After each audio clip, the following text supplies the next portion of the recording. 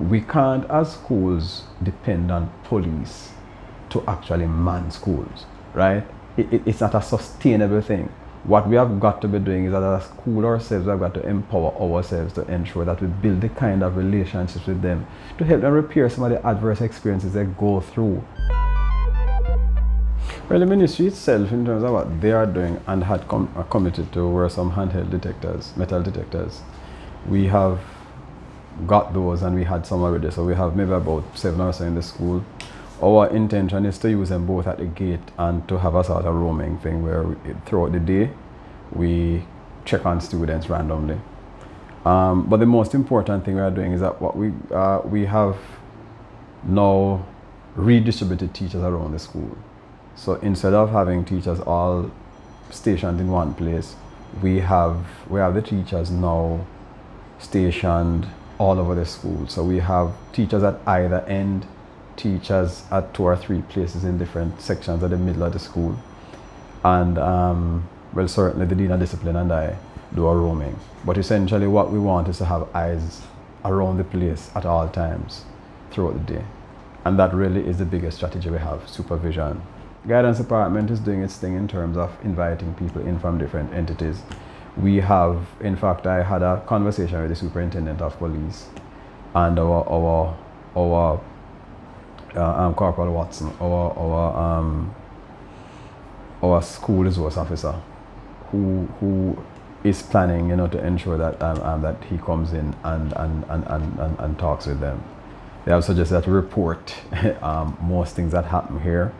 But I think that the supervision plan that we have and the way we're going to be distributing teachers all over the compound should minimize many things, because like out there, I think what is happening is that we don't have an eye and people are going to do better. As I say, it is what is inspected or what is supervised gets done, not what you expect. We can't, as schools, depend on police to actually man schools, right? It's not a sustainable thing. What we have got to be doing is that as a school ourselves, we have got to empower ourselves to ensure that we build the kind of relationships with them to help them repair some of the adverse experiences they go through that cause them to be that aggressive. We've got to equip our teachers, right? Our workshops coming up for October are about that kind of thing where people are going to be looking at how we sort of help them mentally. Help yourself as a teacher mentally so that you can actually help them as children. We did the academic thing for now, but that's where we're going.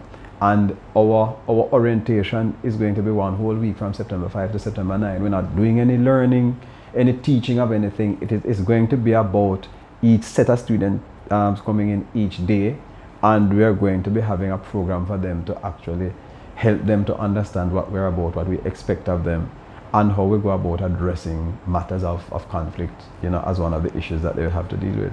So, of course, as a school, we had to look back at our processes with a view of ensuring that we are effective and impactful in changing the way in which our students interact with each other. We will be promoting and highlighting the positive behaviors.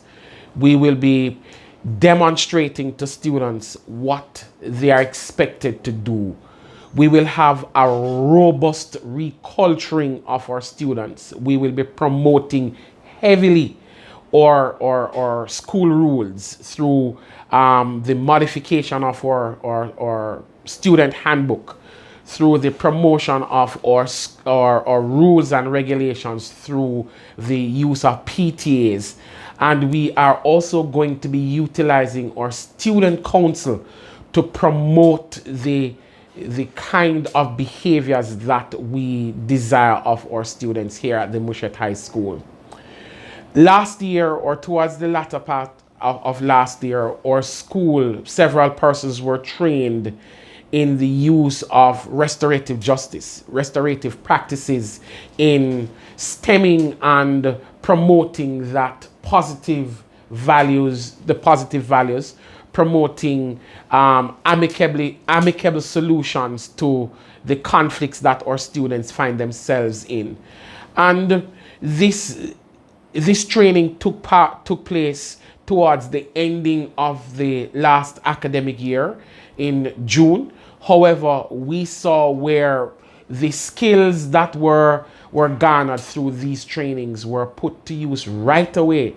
And we found where there was, especially in a grade 10 class, there's what I call a healing service, where students who were hurt by other students got an opportunity to express how they felt, and persons apologized, persons were able to express their feelings in an open atmosphere. Persons now understood how their actions impacted on other persons, and they were able to start the process of healing and moving on. So we are going to be promoting this a lot in the new school year.